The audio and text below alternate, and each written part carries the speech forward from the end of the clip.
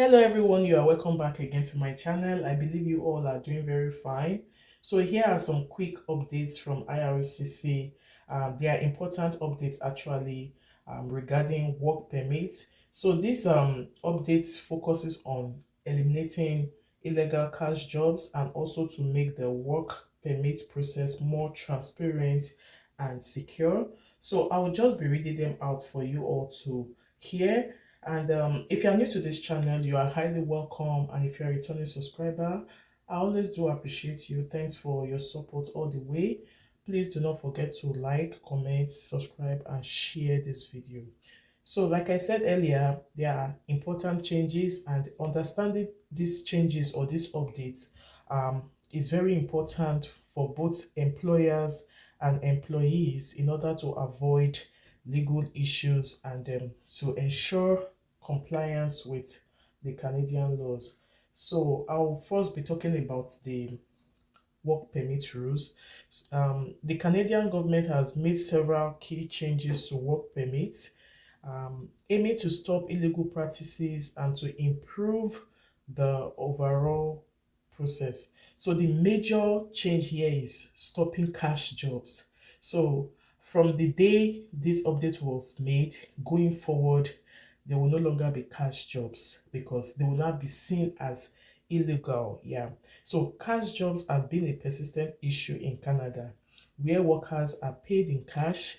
And the reason people are going for this kind of jobs, or the reason why employers engage in all these things, is because they want to avoid tax. So now there's an update to this that these cash jobs will stop. So these jobs are illegal and come with severe consequences for both employers and employees. So these are the actions that will be taken: enforcement actions, employer penalties, employee risk. Yeah, so those are the actions that will be involved if this update is not taken into consideration. Yeah. So the next update is about the work permit process. This aspect of, should I say, immigration now, or this aspect of your status is very, very crucial. So now they are trying to make it more transparent. Yeah. So the process for obtaining work permits has been updated to ensure that all applications meet legal requirements. So the first one is that there will now be clearer guidelines. So these new rules will provide clearer guidelines for obtaining work permits, ensuring that applicants will follow all the necessary steps. So the second one is strict compliance. Applicants must now adhere to stricter compliance measures to ensure that work permits are valid and lawful. Well, I can't really say much if people work here with invalid work permits, but from this update, they will now be very, very strict. You will need to have a valid work permit, and then you will need to follow the rules.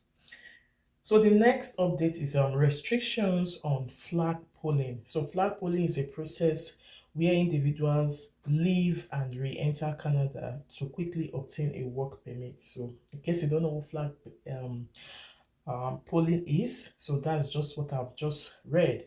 So this method now has been restricted.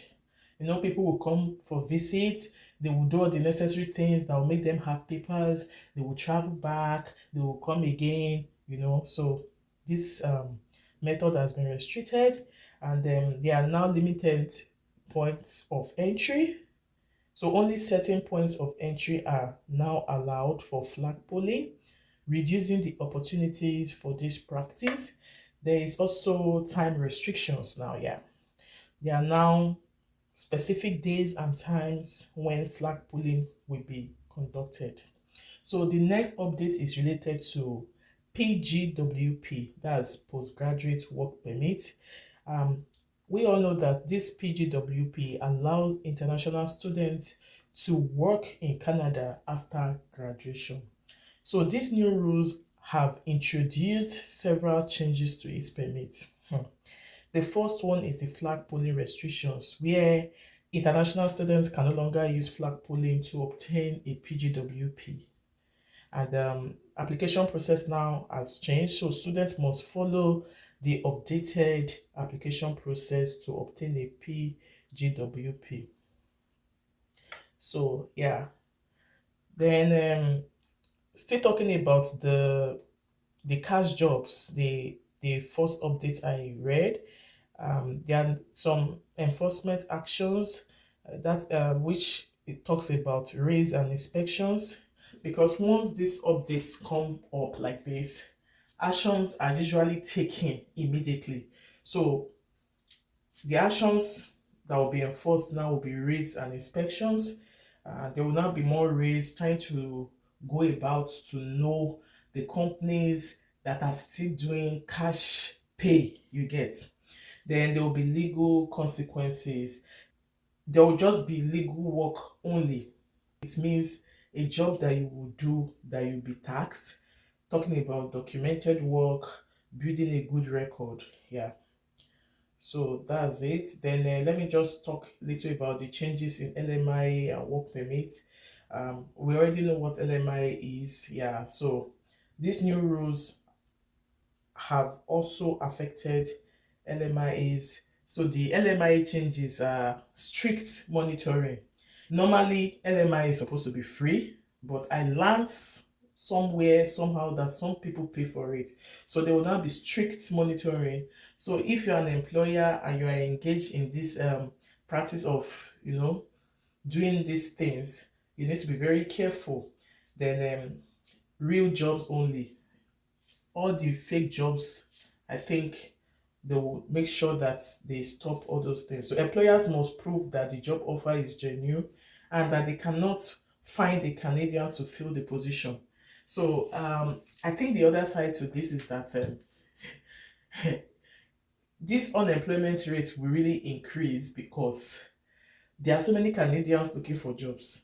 So for a job to be given to a foreigner or someone outside of Canada, it means nobody in Canada is taking the job. So to me, on the other hand, it's going to increase um, more unemployment for especially those outside of Canada seeking for jobs in Canada. So talking about the work permit conversion, so converting visitor visas to work permits has also been affected by these new rules. So avoid middlemen. Applicants should avoid using agents or middlemen and apply directly to companies. Then future job demand. Ensure that the job you are applying for will still be in demand in the future. That's the mistake most persons make.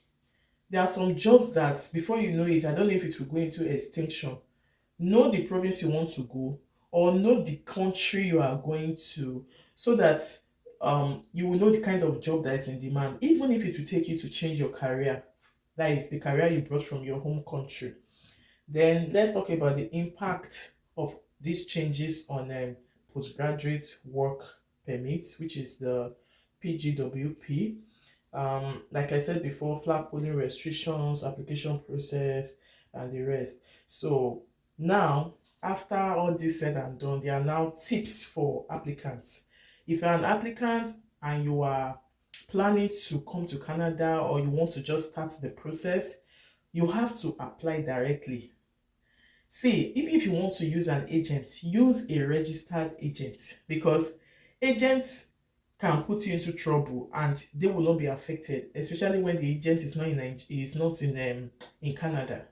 So you have to be careful. All that it takes to apply, um, no matter the immigration route, everything is on IRCC website. We just need to be patient to read.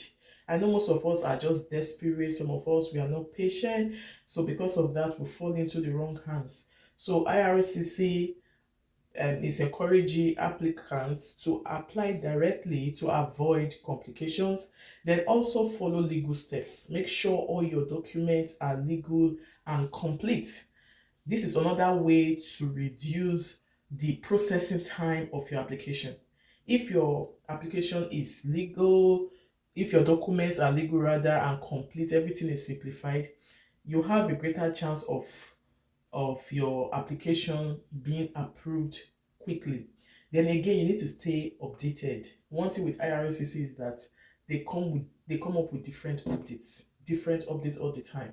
So if you are planning to come over, or you are even here, you are on a study visa, you need to always keep an eye on IRCC website because they usually bring up updates.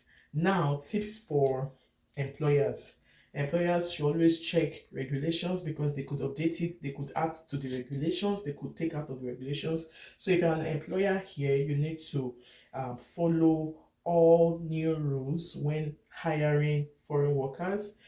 Avoid cash payments, that's the other one, because um, it's going to be restricted. It's part of the update. So avoid cash payments. Never pay employees in cash to avoid legal trouble.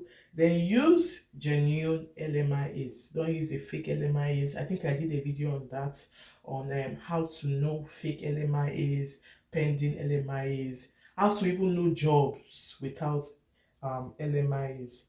So I think basically those are the recent updates. I just wanted you guys to be aware. Yeah.